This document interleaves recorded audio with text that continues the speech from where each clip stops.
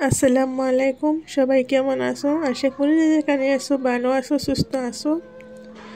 আল্লাহর রহমতে আলহামদুলিল্লাহ যেমন আছি, আল্লাহর ইচ্ছা ভালোই আছি।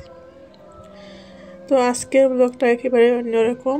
আমি আমার জীবনের কিছুটা সত্যি কথা আপনাদের সাথে বলতে আসছি আজকে।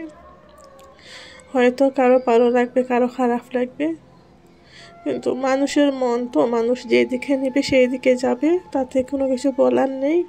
একমাত্র আল্লাহ জানেন কে কীরকম আছে বা কাকে কীরকম রাখবেন। তো এখানে দেখতে পারতেছেন আমার যে ছেলে আর পয়সা রাখার যেটা আছে ওটা কাটা হচ্ছে। তো এইটাতে আমার ছেলে ওর ঈদের সালামি, ছেলে মেয়ে দুইজনের মিলিয়ে ঈদের সালামি, তারপর গ্রামে গিয়েছিল, গ্রামে কিছু পয়সা পেয়েছিল ওরা, যে আত্মীয় স্বজন দিয়েছিলেন। তারপর হচ্ছে ওদের দুইজনের বার্থডের পয়সা ওইসব রাখা হয়েছিল এটাতে। তো এটা কাটা হচ্ছে, কারণ হচ্ছে রোহানিকে নিয়ে ডাক্তারের কাছে যাব। রোহানি আগে যে একটা ভিডিও দেখেছিলেন ডাক্তারের কাছে নিয়ে গেছিলাম, ওটা অনেক আগের ভিডিও ছিল। তো ওইখানে নিয়ে যাওয়ার পরে সব কিছু কম হয়ে গেছিলো, কিন্তু ওই কয়েকদিন থেকে আবার ওর মুখে কি জানি একটা হয়েছে।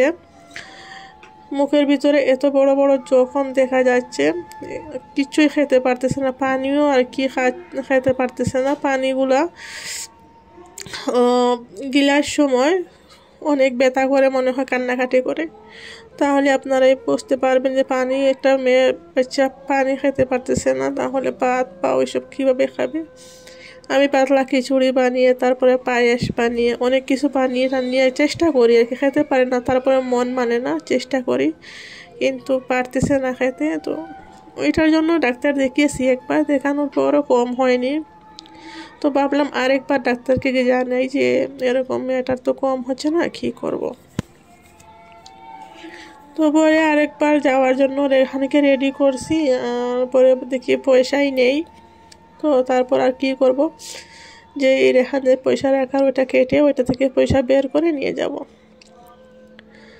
আমাদের পয়সা দিয়ে না মানুষগুলা এনজয় করতেছে, হাসি মজা ফুর্তি করতেছে, ভালোই সংসার চালাচ্ছে, কিন্তু আমাদের কাছ থেকে পয়সা নিয়ে, কিন্তু আজকে আমাদের পয়সাগুলো ফেরত দেওয়া তো দূরের কথা, জিজ্ঞেস করারও মানুষ নেই। এই অবস্থা শুধু আমার স্বামীর কারণে। আমার স্বামী ঠিক থাকতে সব কিছুই ঠিক থাকতো। মেয়েদের যদি স্বামী ঠিক না থাকে, তাহলে মেয়েদের না জীবনে, যে মেয়েদের মারার জন্য আর কোনো বিষ লাগে না, মেয়েরা প্রত্যেক দিনই মরে একটু একটু করে, এমনই অবস্থা আমার। একটা মেয়েকে বিয়ে দেওয়া হয় কেন, বা একটা ছেলে বিয়ে করে কেন, যে স্বামী স্ত্রী একে অপরের কথা শোনে, যাতে স্বামী স্ত্রীর কথা শুনে, স্ত্রী স্বামীর কথা শুনে, দুইজন মিলেমিশে চলে। কিন্তু আমাদের ফ্যামিলিতে এরকম না, শুধু আমিই শুনবো, সামনের দিকে আমার কথা কেউ শোনার মতো নেই।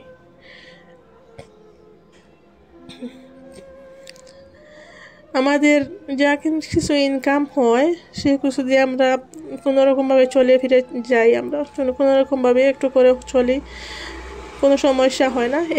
এর ফাঁকে যদি আরেকজন, 3 নম্বর আরেকজন এসে যদি নিয়ে নেয়, তাহলে বলে কীভাবে চলা যায়। তো এটা যে ইনকাম করে তার উপর দায়িত্ব, সে কীভাবে ফ্যামিলি চালাবে, বা নিজেরটা আগে রেখে পরের চিন্তা করবে, না নিজের চিন্তা করে পরের চিন্তা করবে।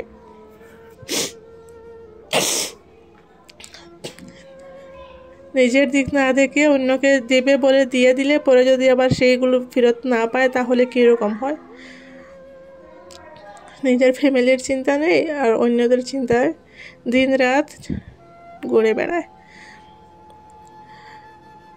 একটা মেয়েকে বিয়ে দেয় মেয়ের মা বাবা, একটা মেয়ের প্রথমে দেখে যে যেটাকে যার সাথে বিয়ে দেবে ওই মানুষটা কেমন, তারপর ওই মানুষটার ঘর আছে কিনা সেটা দেখে, তারপর ও ইনকাম কীরকম করে, কীরকম কী করে না করে সব দেখে। আমার না কোনোটাই নেই। মানুষ বলে না কোনো কিছু না থাকলে ভালোবাসা দিয়ে চালিয়ে যায়, কিন্তু সেইটুকু নেই আমার কপালে। গ্রামে যেতে পারি না, কারণ গ্রামে থাকার মতো ঘর নেই, সেই কারণে স্বামীর সাথে থাকি। যেভাবে হোক সংসারটা চালিয়ে যাই কোনোরকমভাবে, শুধু একটু ভালোবাসা পাওয়ার জন্য, সেটাও পাই না। মানুষ বলে না যে নারীরা কিসে আটকায়, নারীরা ওর বাচ্চাদের জন্যই আটকায়। আর ছেলে মেয়েদের জন্যই বেঁচে আছি। নারীরা অনেক কিছু করে, যখন করে ফেলে মানুষ বলে যে এটা কেন করলো, ওই নারীরই দোষ, ওই নারীরই খারাপ।